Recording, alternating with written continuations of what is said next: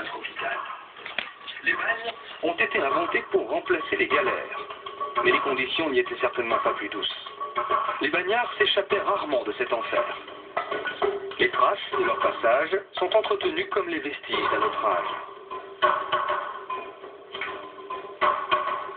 70 000 condamnés ont transité dans ce camp.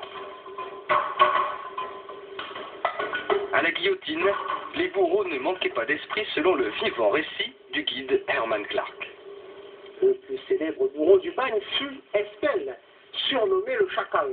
Il s'était tatoué au bras, sauf qu'il peut, succombe plus loin.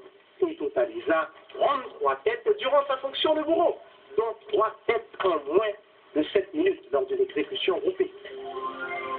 Quelques bâtiments ont été restaurés pour servir de décor de cinéma, ou encore pour accueillir la bibliothèque municipale.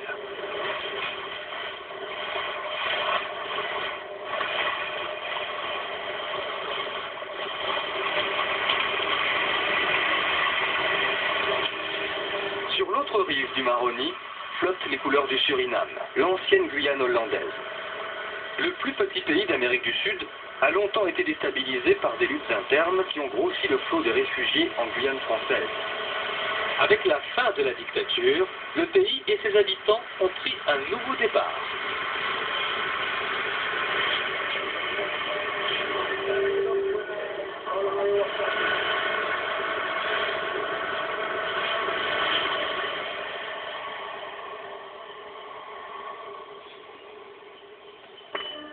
À Saint-Jean-du-Maroni, un zoo très didactique permet un contact rapproché avec les animaux de la forêt amazonienne.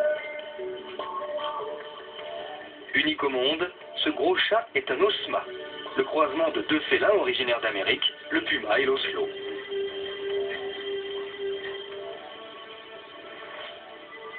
Sur la côte, Cayenne est la plaque tournante de la vie économique du département. Tous les échanges commerciaux passent par ici. Malgré son dynamisme, l'économie guyanaise souffre de la faible population du département et du manque de débouchés. La bonne santé de l'économie locale est illustrée par le marché de Cayenne où la gastronomie guyanaise puise tous les ingrédients de son inspiration débridée. La cuisine guyanaise est une cuisine composée particulièrement de la cuisine française et de la cuisine africaine, à l'origine. Ensuite, ça va nous se greffer les cuisines de toute cette ethnie qui proposent la Guyane. Bien entendu, nous avons le fameux Guyanawa, qui est notre morceau de bravo, qui est d'origine africaine. Le colombo a d'origine indienne. Nous vient de Madras, de Calcutta.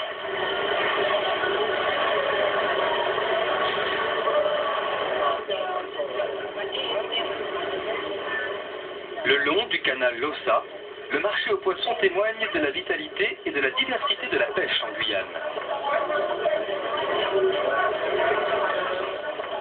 Les énormes quantités d'alluvions charriées par les fleuves amazoniens et déversées très loin en mer expliquent la richesse des eaux guyanaises. La crevette sauvage de Guyane est devenue le premier produit d'exportation, notamment vers les États-Unis et le Japon.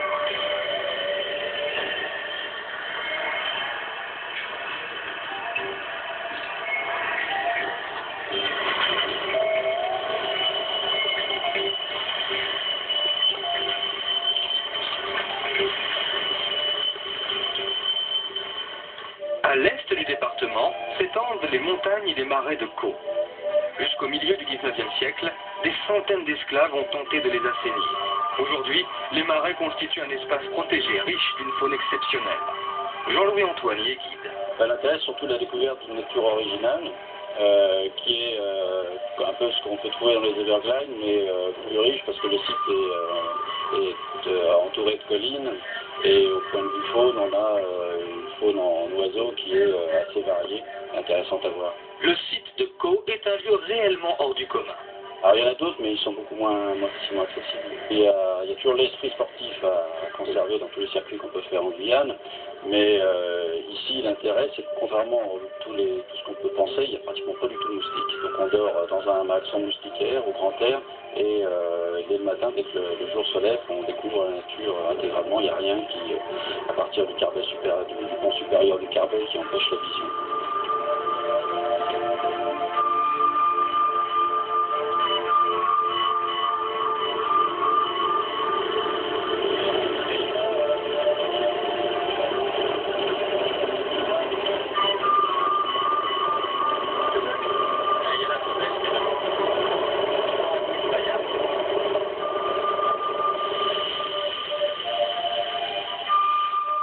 À l'extrémité d'un canal, le village de Caux vit paisiblement de la pêche et les habitants ignorent la signification du mot stress.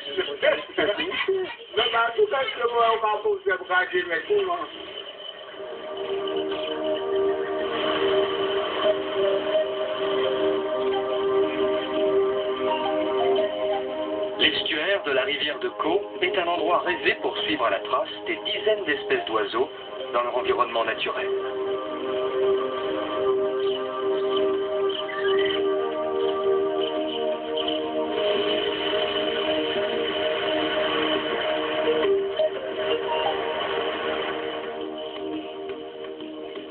La région offre notamment un excellent poste pour observer l'ibis rouge, un oiseau qui prend sa couleur magnifique à l'âge de 2 ans. Installé dans les lagunes du littoral, cet échassis au plumage flamboyant a bien failli disparaître à cause de ses plumes très recherchées, dont on fait des fleurs postiches.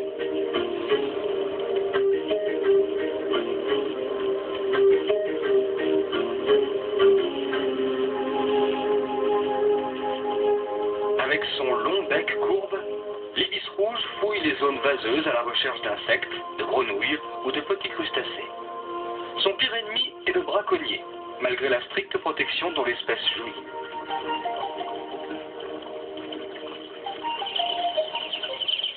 À une quinzaine de kilomètres au large, l'île du Grand Connétable abrite une réserve naturelle de 2 hectares. Olivier Tostin en est le conservateur. On y trouve une population de frégates, de mouettes et de sternes tout à fait unique dans toute cette partie de l'Amérique du Sud, au point que pour certaines espèces de sternes, on accueille ici près du tiers de la population mondiale connue, alors que les frégates, c'est plus de 5% de la population caraïbe.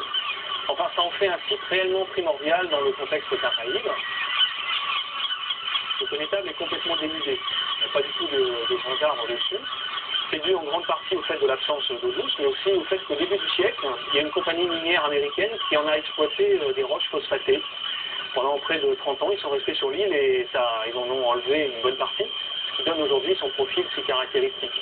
Et ça illustre bien que cette île a abrité des oiseaux de mer depuis sans doute des centaines de milliers d'années, ce qui se perpétue aujourd'hui.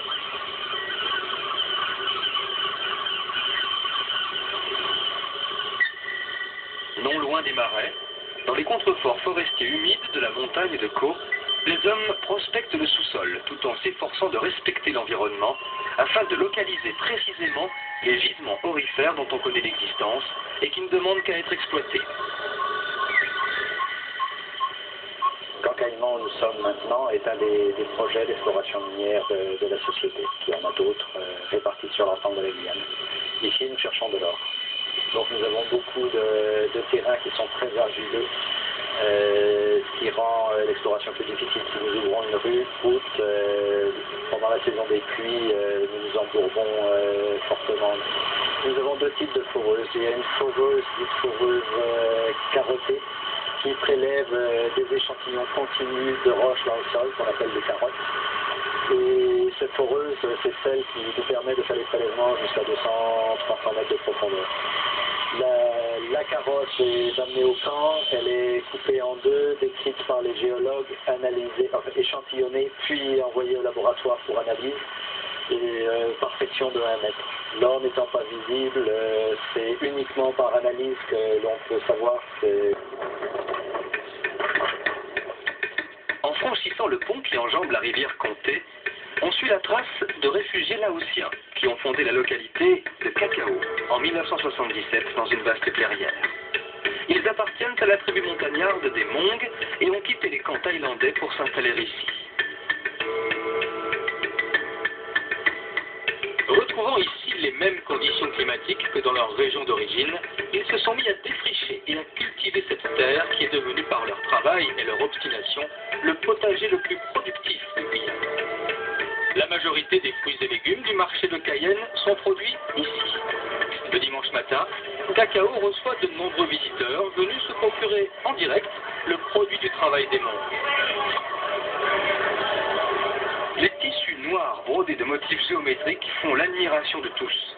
Et la visite se termine par la dégustation de plats conformes aux règles gastronomiques du sud-est asiatique.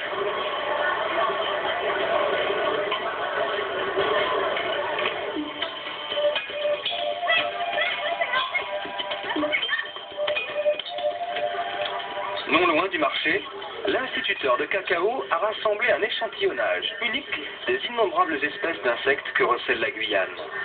En plus de leur couleur vive, c'est leur taille qui impressionne. Mais les plus effrayants ne sont pas toujours les plus méchants. Alors ça c'est une matoutou. Son nom savant c'est Avicularia metallica. La matoutou reconnaissable à ses extrémités de pattes rose orangées. C'est une arboricole, elle est capable de faire des petits bonds. C'est pas un signe d'agressivité, c'est une cote. Et c'est la plus sympathique des mygales de Guyane. Et les plus gros sont souvent les plus courants. Ça, c'est les hannetons du coin, quoi. C'est trouvé par les enfants le soir à la tombée de la nuit, au pied des réverbères. Toujours vers l'est, la piste de Bélison marque la forêt d'une balafre bien dérisoire. Plus de 1000 espèces d'arbres ont ici été recensées, mais elles sont très disséminées, ce qui en rend l'exploitation difficile. L'espace est néanmoins prometteur, 7 millions d'hectares.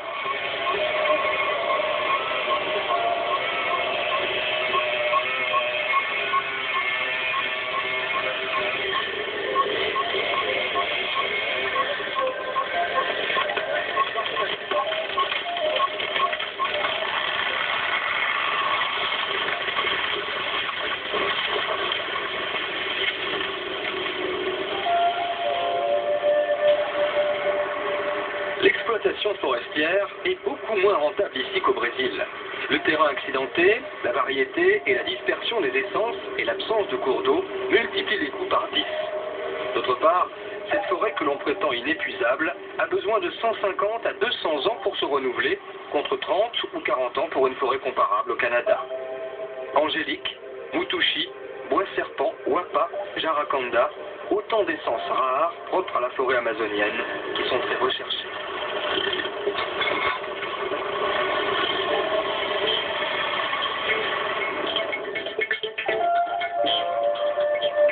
La route de l'Est n'a pris qu'une centaine de kilomètres à la forêt. Elle a été construite par l'armée, non sans difficulté. La route de l'Est est interrompue par le fleuve Aprouag, à Regina. Comme au Far West, le village est sorti de terre au début du siècle dans l'hystérie collective de la ruée vers l'or. Aujourd'hui, Regina tourne le dos à son passé et le temps y semble immobile.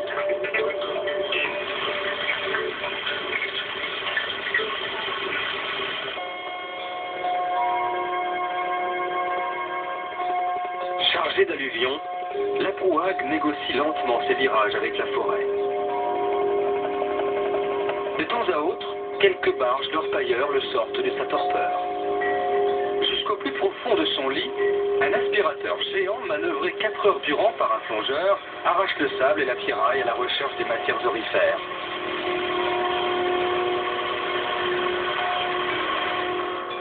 L'Aprouag est l'un des plus beaux fleuves de Guyane. Il attire les passionnés d'aventures amazoniennes.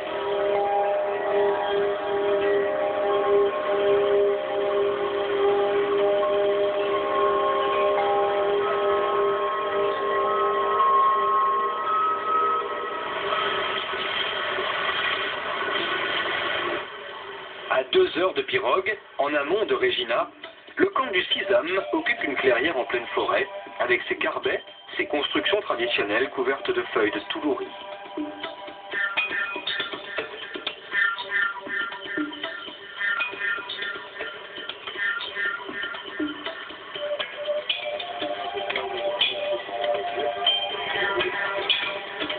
Ici, on vit en harmonie avec la nature et on adopte son rythme. Chronique d'une journée au camp du Sisam.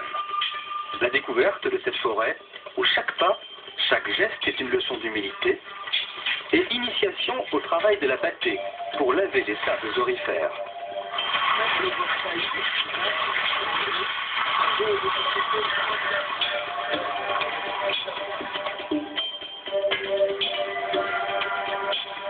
Descente de la rivière, en canoë ou en gilet de sauvetage.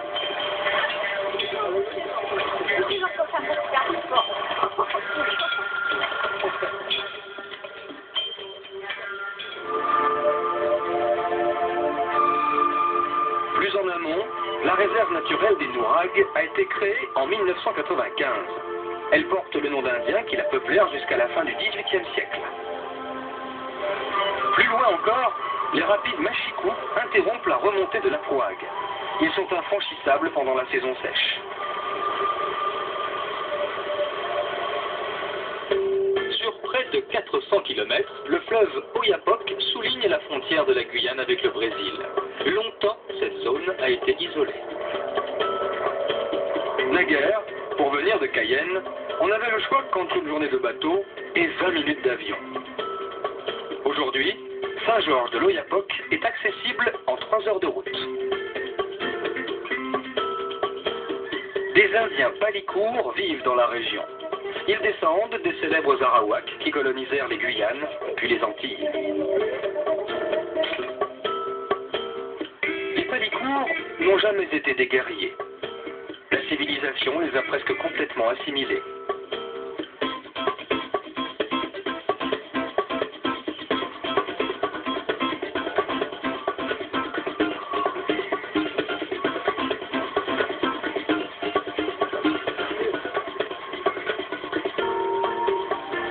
Depuis le début du XVIe siècle, les Anglais, les Hollandais, les Portugais et les Français se sont disputés le contrôle de l'endroit, point de contact économique avec le Brésil.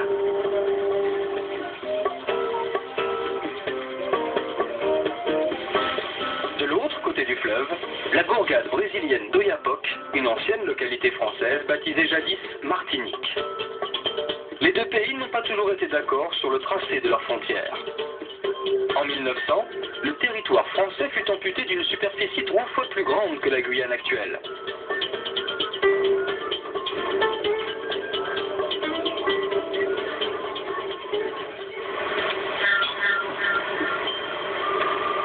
En amont de Saint-Georges, le Sault-Maripa enchaîne des rapides sur plusieurs kilomètres tumultueux.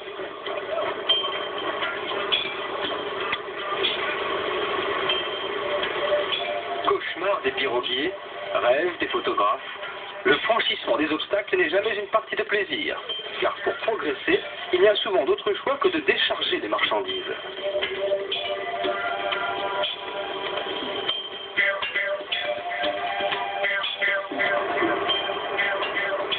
Après avoir franchi les rapides de Saut-Cachiri, Saut-Montabo ou encore Saut-Wakarayou, après 4 heures de pirogue quand les eaux sont hautes, 8 en saison sèche, on pénètre dans la zone à accès réglementé.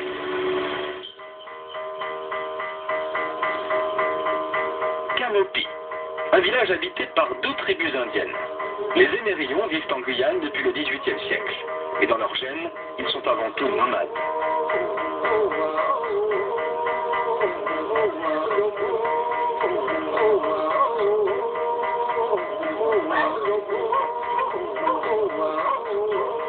Comme les Émérillons, les Indiens Oyampi sont bien français.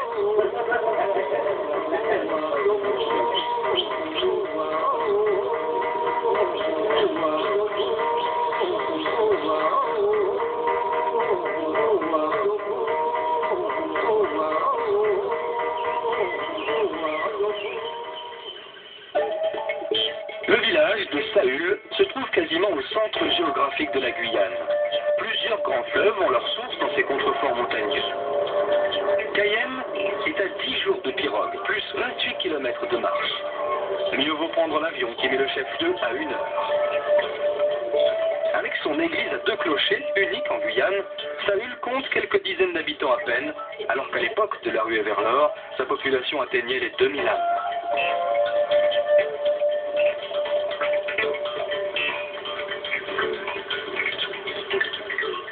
La région est le château d'eau de la Guyane.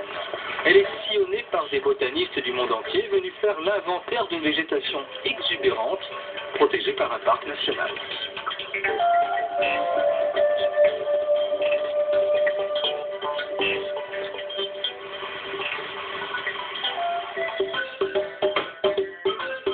Le nord du département concentre le long de la côte la très grande majorité de la population guyanaise qui trouve là toute la palette des activités de loisirs.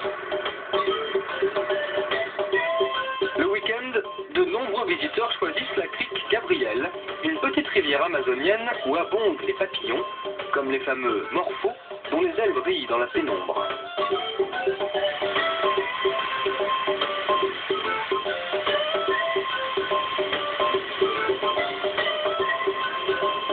Sur la rivière Oyak et jusqu'au pied de l'église de Roura, les loisirs nautiques ont trouvé leur terrain de prédilection. Scooters des mers ou surf n'ont rien ici de vague hobby, mais peuvent prendre les allures de véritables activités sportives.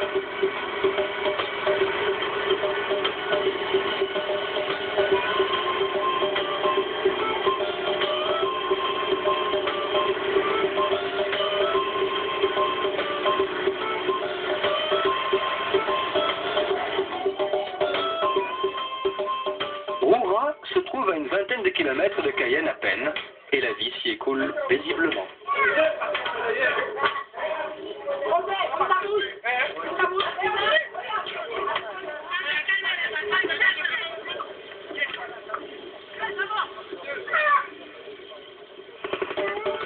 La commune de Rémire-Montjoly passe pour le Beverly Hills, le quartier résidentiel plutôt chic de Cayenne.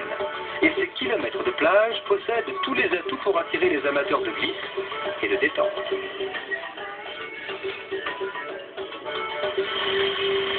Quelques kilomètres au large, l'îlet La Mer domine les flots.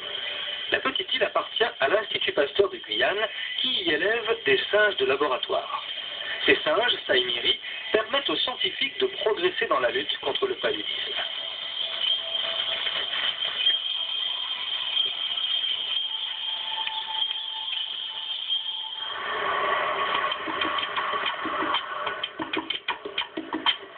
En quittant l'île de Cayenne par le pont du Larivot, le paysage prend une allure de savane africaine.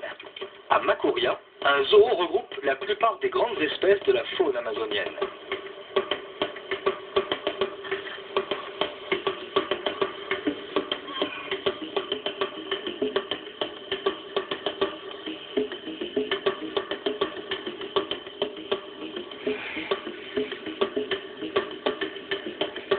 Dans le patrimoine naturel de l'Amérique du Sud, le cheval fait figure d'intrus, puisqu'il n'est arrivé ici qu'au XVe siècle, avec les Espagnols. Aujourd'hui, le cheval a des ailes, et les baptêmes en ULM donnent de la hauteur au paysage.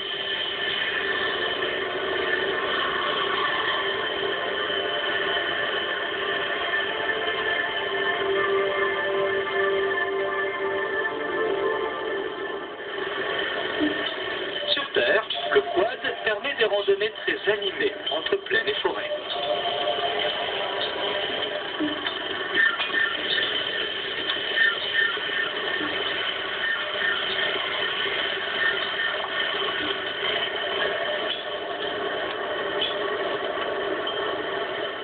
Il y a très longtemps, Kourou n'était qu'un petit village créole, tout en ombre et en douceur, blotti contre une mission jésuite, avec des joies simples et des rêves ordinaires.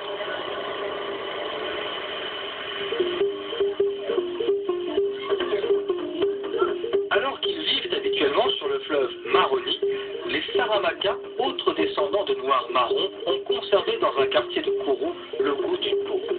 Ils l'expriment à travers la peinture et la fabrication d'objets artisanaux en bois.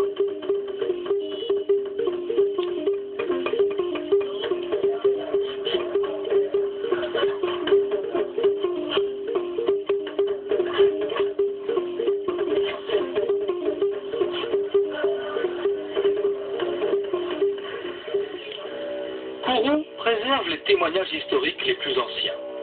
Ces roches gravées de motifs humains ont survécu au climat et à la végétation. Ces pétroglyphes sont bien antérieurs à l'arrivée de Christophe Colomb.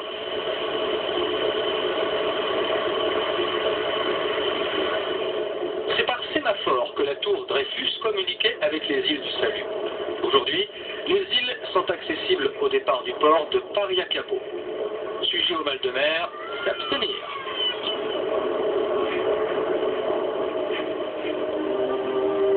Les îles du Salut ont servi de bagne pendant un siècle. L'île royale était réservée à l'administration et les bâtiments étaient édifiés par les bagnards eux-mêmes. Dans la chapelle, les peintures ont été réalisées par le célèbre faussaire Lagrange. Il s'en est fallu de peu pour que la végétation efface les traces du passage de ces forçats, coupables ou innocents.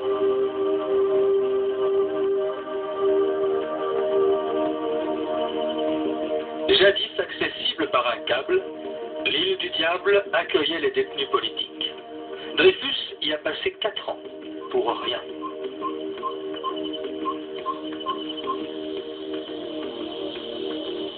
Sur l'île Saint-Joseph étaient envoyés les prisonniers récalcitrants. Ils croupissaient à l'intérieur de cellules de 4 mètres carrés, dans le silence absolu et l'isolement total. Ils étaient surveillés en permanence à travers la grille qui remplaçait le plafond de leur cellule.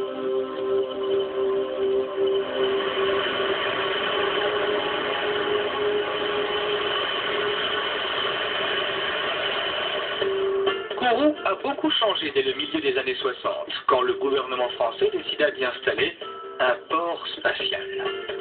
Cette décision a aussi donné lieu à la construction de nouveaux logements, d'écoles et de nombreuses infrastructures. En 3 décennies, le petit village créole a vu sa population multipliée par 40.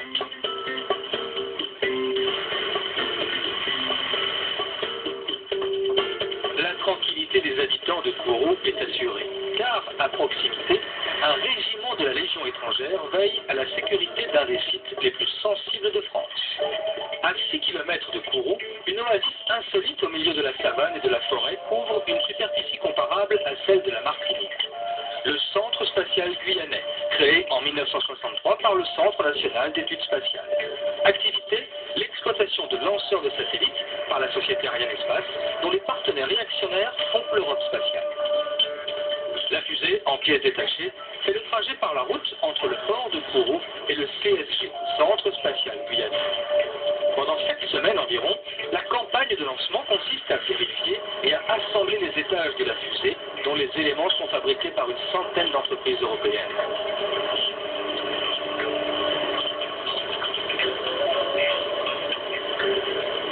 L'assemblage des parties sensibles, comme le satellite, s'opère dans un environnement de pureté aussi rigoureux que celui d'un hôpital.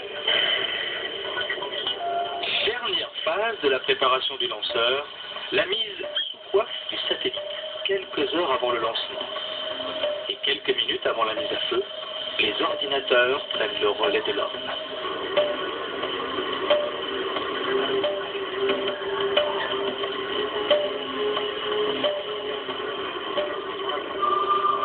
Depuis 1996, avec notamment une série de 29 lancements réussis d'affilée, la fusée Ariane 5 a prouvé sa fiabilité et a permis à Ariane Espace de trouver de nouveaux marchés.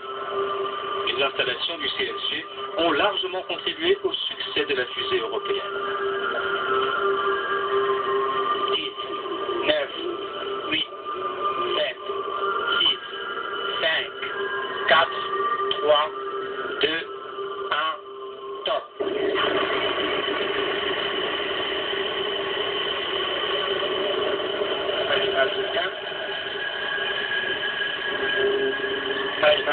Décollage, top.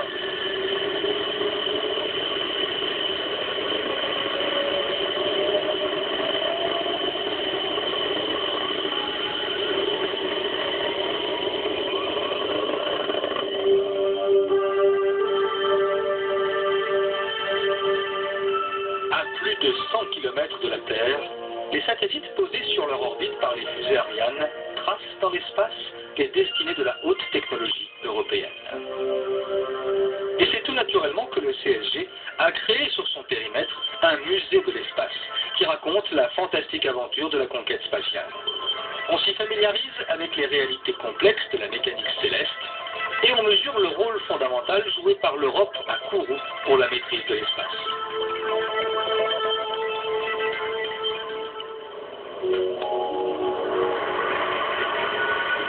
À 50 km de Kourou, le barrage de Petit Saut interrompt le cours du fleuve Sinnamary.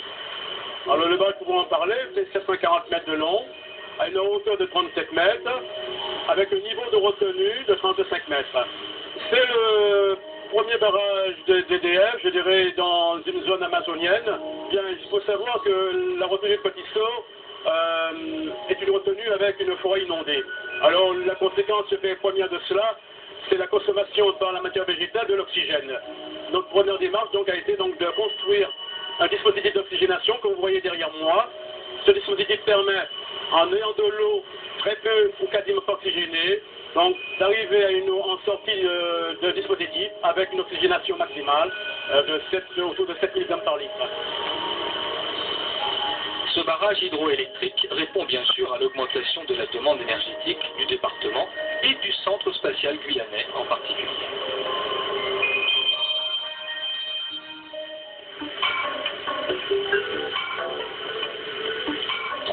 km² de forêt ont été recouverts par la mise en eau du barrage en 1994. Les squelettes des arbres morts dissimulent encore quelques bâtiments, vestiges de l'ancien bagne des Amanites qui ont échappé à l'inondation. Le niveau du fleuve, qui a monté considérablement, donne aux chercheurs d'or un accès plus facile aux sites de prospection. Ils ne sont pas découragés par l'immensité du lac, de très loin le plus grand de France. À mi-chemin entre Cayenne et Saint-Laurent, Sinnamary était l'un des centres de déportation politique dès la fin du XVIIIe siècle. Beaucoup de bagnards ont perdu la vie dans la construction du réseau routier local.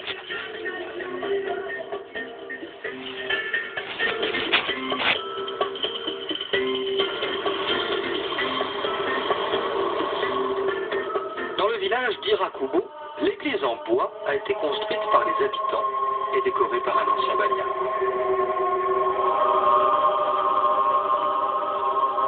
On n'existerait pas sans l'action d'une religieuse hors du commun que le roi Louis-Philippe lui-même admirait beaucoup. La mère Javouet. Elle a véritablement fait décoller toute la région. La liberté à des esclaves noirs qu'elle rachetait, ensuite en introduisant les premiers plans de riz qu'elle avait testés au Sénégal. Aujourd'hui, le riz guyanais est en plein essor et la Guyane a le potentiel pour devenir le grenier à riz de l'Europe.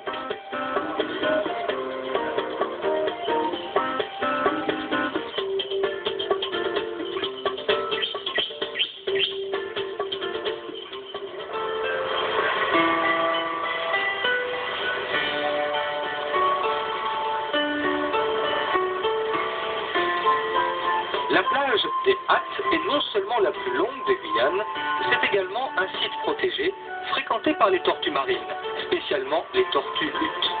Ces tortues géantes peuvent mesurer plus de 2 mètres et peser 900 kg. Elles ne sont pas. Elles viennent pondre sur la plage entre avril et septembre.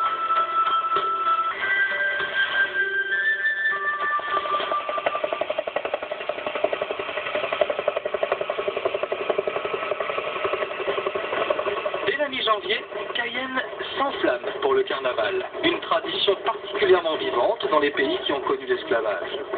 Un jour par an, les esclaves parodient leurs maîtres pour échapper brièvement à leur sort. Sous l'autorité de Babal, le roi du carnaval, les cortèges se succèdent pendant plusieurs jours. Le dernier dimanche, jour de la grande parade, on procède à l'élection du plus beau groupe.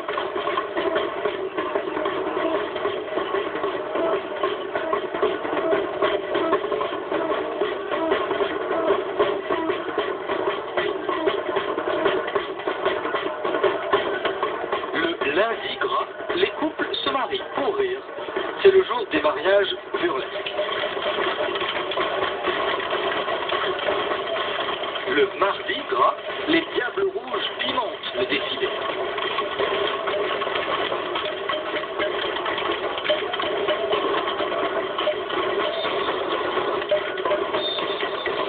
Le mercredi des cendres, on se prépare à enterrer Babal. Et l'ambiance monte d'un cran avec les groupes brésiliens qui ferment la marche. Le défilé terminé, la fête continue dans les bars.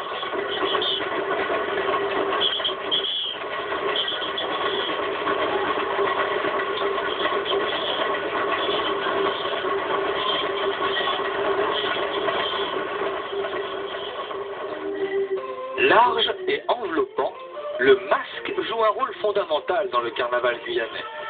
Avec ses vêtements, il dissimule entièrement l'identité du Touloulou. Le Touloulou est, en principe, une femme, et origine remonte sans doute à l'époque où les femmes esclaves se déguisaient pour imiter leur maîtresse.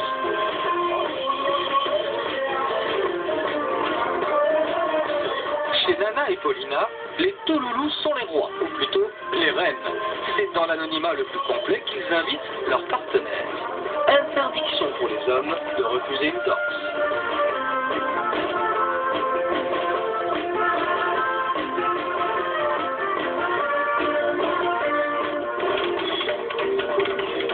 Les Touloulous contribuent à faire du carnaval de Guyane une fête sans équivalent au monde. Et lors des soirées endiablées, la chaleur torride et les somptueux déguisements contribuent à faire tomber aussi bien les barrières sociales que les barrières morales.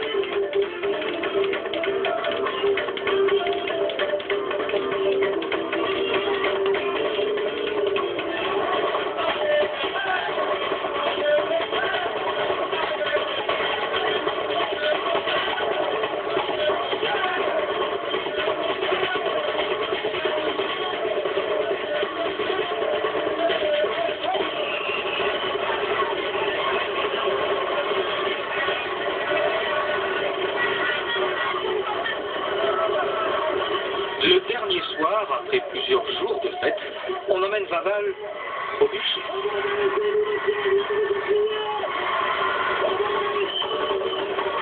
La Guyane reste plus que jamais la terre de toutes les aventures. Elle dégage l'énergie d'une force de la nature.